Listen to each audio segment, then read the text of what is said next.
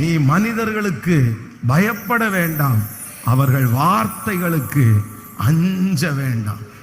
ஏன்னா நெரிஞ்சலுக்குள்ளே இருந்தாலும், முள்ளுகளுக்குள்ளே இருந்தாலும், தேள்களுக்குள்ள வாசம் பண்ணினாலும் நீ பயப்பட வேண்டாம். உன்னை பயன்படுத்துறதற்கு நான் இருக்கிறேன்னு கர்த்தர் வாக்கு கொடுக்கிறார். ஹல்லேலூயா. இந்த ஜபத்துல ஆண்டவர் எதை நம்மளை விட்டு எடுத்து போடுறாருன்னா, நான் நம்புறேன் இன்னைக்கு இந்த ஜபம் முடிகிறதுக்குள்ள நிறைய பேருடைய இருதயத்திலிருந்து மனுஷனை குறிச்ச ஒரு பயத்தை கர்த்தர் எடுத்து போட போறாரு. எவ்வளவு பெரிய மனிதனா வேணாலும் இருக்கலாம், எவ்வளவு பெரிய சவால் வேணாலும் உங்களுக்கு விரோதம் எடுக்கலாம். ஆனா ஆண்டவருடைய பிள்ளைகளை ஒன்று நினைத்து கொள்ளுங்கள், மனிதர்களுக்கு மட்டும் நம்ம என்ன பண்ண வேண்டாம் சொல்லுங்களேன். பயப்பட வேண்டாம், பயப்பட வேண்டாம். நான் செய்வன பண்ணிடுவேன், நான் அப்படி செஞ்சிருவேன், இப்படி செஞ்சிருவேன், நான் உன்னை அடுத்து பண்ணிடுவேன். உன்னை அவர்களுக்கு எவ்வளவு வல்லமை வேணாலும் இருக்கட்டும். ஆண்டவர் சொல்லுகிறார், உங்களுடைய தலையிலுடைய முடியெல்லாம் கூட ஆண்டவர் என்ன பண்ணி இருக்கிறார்னா எண்ணி இருக்கிறார், எண்ணி இருக்கிறார். அவருடைய அனுமதி இல்லாமல் ஒரு தலைமயிர் ஆகிலும் கீழே விழுவதே இல்லை. யாரோ ஒருத்தரிடத்துல நேரடியா பேசலாம், உன்னை உன் கணவனை விட்டு நான் பிரிச்சிருவேன்னு சவால் விடலாம். யாரோ ஒருத்தர் சொல்லலாம், உன் குடும்பத்தை விட்டு உன்னை பிரிச்சிருவேன், உன்னை துரத்திடுவேன், உன்னை வேலை செய்ய விட மாட்டேன், உன்னை சம்பாதிக்க விட மாட்டேன், நான் என்ன பண்றேன் பாரு அப்படின்னு மிரட்டுன்னு மிரட்டலாம். அந்த மிரட்டல்ல ஒருவேளை ஒரு சிலர் வந்து அப்படி செஞ்சிருவாங்களோ, இவன் இல்லைன்னா இப்படி பண்ணிட முடியாதோ, இந்த மாதிரி பிரச்சனையை உண்டு பண்ணிடுவானோ, உங்களுடைய இருதயம் கலங்குமான கர்த்தர் முதல்ல வாக்கு கொடுக்கிறாரு, மனுப்புத்திரனே நீ அவர்களுக்கு பயப்பட வேண்டாம், அவர்கள் வார்த்தைகளுக்கு நீ அஞ்சவும் வேண்டாம். இப்போ ஒரு அனாயிண்டிங் நம்ம மேல வரப்போகிறது, ஒரு அபிஷேகத்தை ஆண்டவர் நம்ம மேல ஊற்ற போறாரு. இந்த தீர்க்கதரிசிக்கு ஆண்டவர் கொடுத்த அபிஷேகம் என்ன அப்படின்னா, மனுஷங்களை பார்த்து பயப்படாத அபிஷேகம், நெரிஞ்சலான மனிதர்களை பார்த்து பயப்படாத அபிஷேகம், முள்ளு போல இருக்கிற மனிதர்களை பார்த்து பயப்படாத அபிஷேகம், தேள் மாறி குற்ற மனுஷங்களை பார்த்து அவனுக்கு பயமே இல்லை. இப்போ எல்லாரும் இதற்காக ஜெபிக்க போறோம். நான் நம்புறேன் இந்த ஆவியானவர் உங்கள் மேல் ஊற்றப்பட போகிறார், நம்ம எல்லார் மேலே ஊற்றப்பட போறார். இனி இந்த உலகத்திலிருந்து கர்த்தரை நம்ம சந்திக்கிற வரைக்கும் நமக்கு என்ன வராது அப்படின்னா, மனுஷங்களை பார்த்து அந்த பயம் இனி வருவது இல்லை, நம்முடைய பிள்ளைகளுக்கும் வருவது இல்லை. இந்த உலகத்திலேயே பெரிய ஜெயம் என்ன அப்படின்னு சொன்னா, மனிதர்களை பார்த்து பயப்படாத ஜெயம் பெரிய ஜெயம், பெரிய ஜெயம். பாதி பேரு எதுக்கு தான் பயந்துட்டு இருக்காங்கன்னா, மனுஷங்களுக்கு தான் பயப்படுறாங்க. வேதம் சொல்லுகிறது, மனிதனுக்கு பயப்படுகிற பயம் கண்ணியை வருவிக்கும். எவ்வளோ பெரிய ஊழியக்காரனா இருந்த போதிலும் ஏசபேலுடைய வார்த்தையை கேட்டு பயந்து போய் ஒரு கெவிக்குள்ள ஒளிஞ்சிட்டார்ல, அந்த வார்த்தை அவ்வளவு மிரட்டலான வார்த்தை வந்திருக்குது. இந்த சத்தம் சிலருக்கு நேருக்கு நேர் வரலாம். உங்களை வந்து மிரட்டுற ஆள் ஒருவேளை பெரிய அதிகாரியா இருக்கலாம், ஒரு பொலிட்டிக்கலா வித்தியாசமான ஒரு நபராக கூட இருக்கலாம், அவர் பெரிய கட்சியில் இருக்கிறார் பாஸ்டர், அவங்க எல்லாம் என்ன பண்ணுவாங்களோ. நீ ஒன்னும் பயப்படாதீங்க, பெரிய தேவன் நம்மோடு கூட இருக்கிறார், பெரிய தேவன் நம்மோடு கூட இருக்கிறார். ஹல்லேலூயா. உன்னை தூக்கிடுவேன்னு சொன்னா அவங்க முன்னாடி தான் கர்த்தர் நம்மை அலங்கரிக்கிறதற்கு கர்த்தர் வல்லவரா இருக்கிறார். இந்த அபிஷேகம் வேணும்னு சொல்றவங்க எல்லாம் கைகளை மேல உயர்த்தி, இப்போ இந்த சத்தத்தை கேட்டுக்கொண்டிருக்கிற ஆண்டவருடைய பிள்ளையை, நீங்கள் எங்கிருந்தாலும் இப்போ ஒரு அனாயிண்டிங் உங்க மேல வைக்கப்படுகிறது. ஆமென். அந்த தீர்க்கதரிசிக்கு கொடுத்த அந்த அபிஷேகத்தை கர்த்தர் நிறைய பேருடைய தலையில கர்த்தர் வைக்க போறாரு.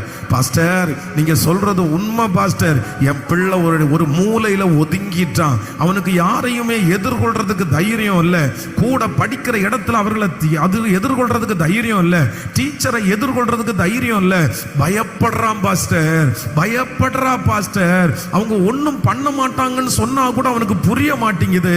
ஆனா இப்போ கர்த்தர் அந்த பிள்ளைக்கு ஒரு தைரியத்தை கர்த்தர் தருவாராக. சொல்லுங்க ஜெபம் பண்ணிட்டே, அப்பா இப்போ இன்றைக்கு இந்த அபிஷேகம் என் மேல ஊற்றப்படணும். இந்த எசேக்கியேல் 2ஆம் அதிகாரம் 6வது வசனம் என் தலையின் மேல சாகர வரைக்கும் சொல்ல அந்த மகிமை கடந்து வரட்டும். நன்றி அப்பா, நன்றியப்பா, நன்றியப்பா, நன்றியப்பா இயேசுவே. இந்த கிருபை ஒவ்வொருவர் மேலும். எந்த மனுஷனை பார்த்தாலும் பயமா இருக்குது, இவங்க இப்படி பண்ணிடுவாங்களோன்னு பயமா இருக்குது, யாரை பார்த்தாலும் ஏமாந்துருவாங்களோன்னு பயமா இருக்குது, பேச பயமா இருக்குது. ஆனா இப்போ மனுப்புத்திரனே, உனக்கு ஒரு அபிஷேகத்தை நான் தர்றேன், நீ பெரிய ஊழியம் செய்ய போற. அதற்கு ஃபர்ஸ்ட் உன் மேல வைக்கிற அனாயிண்டிங். மனுஷனுக்கு நீ பயப்பட வேண்டாம், நெரிஞ்சலான மனுஷனுக்கு நீ பயப்பட மாட்ட, முள்ளுகள் உள்ள மனுஷனுக்கு நீ பயப்பட மாட்ட, தேள்களை போல மனுஷனுக்கு நீ பயப்பட மாட்டேன்னு சொன்ன அந்த வல்லமை எங்கள் மேல் இறங்குறதற்காக ஸ்தோத்திரம். ஹல்லேலூயா, ஆமென். நேருக்கு நேர் சவால்களை சந்தியுங்கள், நேருக்கு நேர் மனுஷங்களை நீங்க சந்திங்க. பரவாயில்ல, குனிஞ்சு, இனி நீங்க குமிஞ்சு பேசக்கூடாது.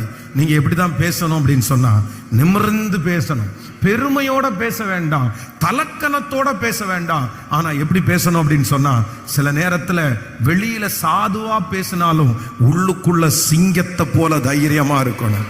நீதிமான்களோ சிங்கத்தை போல தைரியமா இருக்கிறார்கள். உங்களுடைய பிரதி உத்தரம், உங்களுடைய வார்த்தைகள் எப்படி வரணும்னா, அது சாதுவ போல வந்தா போதும். அதுல பெரிய துணியோட இல்லைன்னா பெரிய மிரட்டலோட அப்படியெல்லாம் நீங்க பேசணும்னு அவசியம் கிடையாது. ஆனா அதே நேரத்துல உள்ளுக்குள்ள நீங்க என்ன பண்ணணும்னா, நான் பயப்படல, நான் பயப்படல,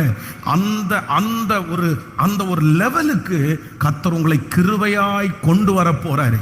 நான் ஆசைப்படுறேன், அப்படிதான் ஆசைப்படுறேன் அப்படின்னா நிமிர்ந்து பார்த்து பேசுறதுக்கு தைரியமற்றவன் தான் நான். யாரையுமே நிமிர்ந்து பேசுறதுக்கு தைரியம் இருக்காது. குமிஞ்சே பேசி பழக்கம், முகத்துல பார்க்க முடியாது, கண்ணுக்கு கண்ணு பார்த்து பேச முடியாது. அப்படி ஒரு பயந்த சுபாவம். ஆனா இன்றைக்கு கர்த்தருடைய கிருபையினால நான் நம்புறேன், அவரே தைரியப்படுத்தினார். இல்ல, நீ ராஜாக்கள் மத்தியில நிக்கணும், நீ நிமிர்ந்து நில், நீ என் பிள்ளை, நீ நேருக்கு நேர் பார்த்து பேசு, நீ என் பிள்ளை, ஒருவரும் உனக்கு எதிரியாய் மாற முடியாது, நான் இருக்கிற வரைக்கும் உன்னை ஒன்றும் செய்ய முடியாது. அப்படிப்பட்ட ஒரு தைரியத்தை தந்த தெய்வம் உங்க பிள்ளைகளுக்கு தராம இருப்பாரா? உங்களுக்கு தராம இருப்பாரா? நான் நம்புறேன், நிச்சயமாய் கர்த்தர் பயப்படாத அந்த அபிஷேகத்தை கர்த்தர் கிருபையாய் தருவார். ஆமென். நான் என்னுடைய வாழ்க்கையிலே கண்டு மிரண்டு போன ஒண்ணு என்னன்னா, ரொம்ப வருத்தப்பட்டது என்னன்னா, ஒரு ஊழியக்காரருடைய வாழ்க்கை என்ன ரொம்ப அப்படியே புரட்டி போட்டுருச்சு. எனக்கு அவரை ரொம்ப பர்சனலா, எனக்கு அந்த மனுஷனை ரொம்ப பிடிக்கும்.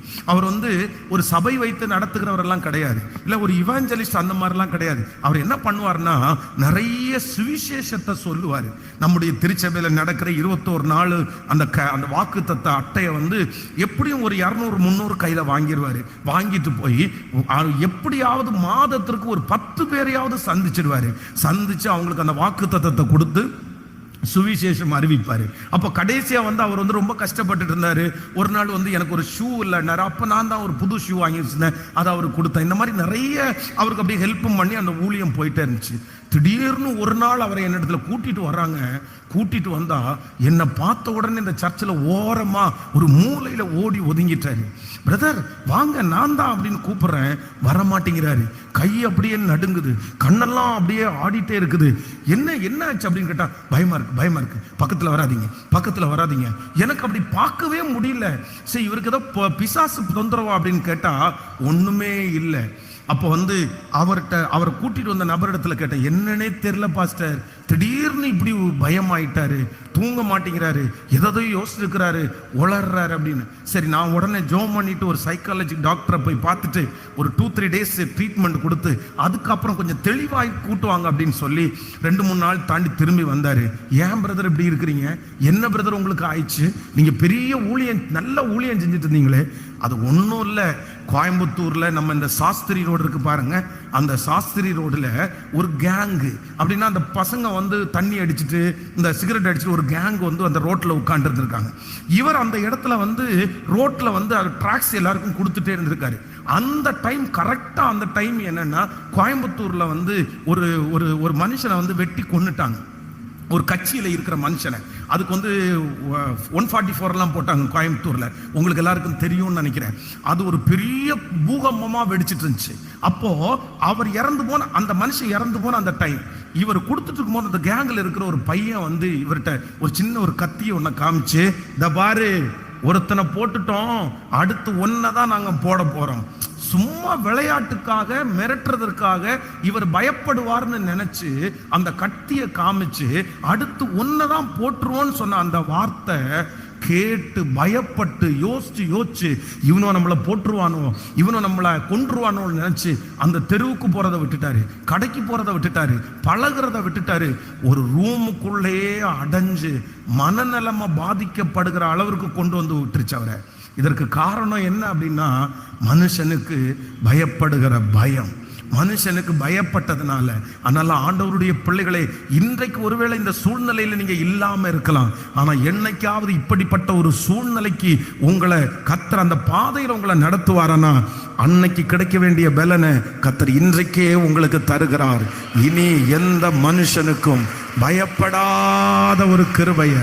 ஆமென். அந்த கடனின் நிமித்தமாய் நீங்கள் பயந்து ஒளிந்து கொண்டிருக்கிற அந்த மனுஷனுக்கு கர்த்தர் உங்களை பயப்படாமல் நேருக்கு நேர் சந்திக்கிற ஒரு கிருபைய சீக்கிரமாய் கர்த்தர் தருவேன் என்று கர்த்தர் வாக்கு கொடுக்கிறார். ஹல்லேலூயா. ஆமென்.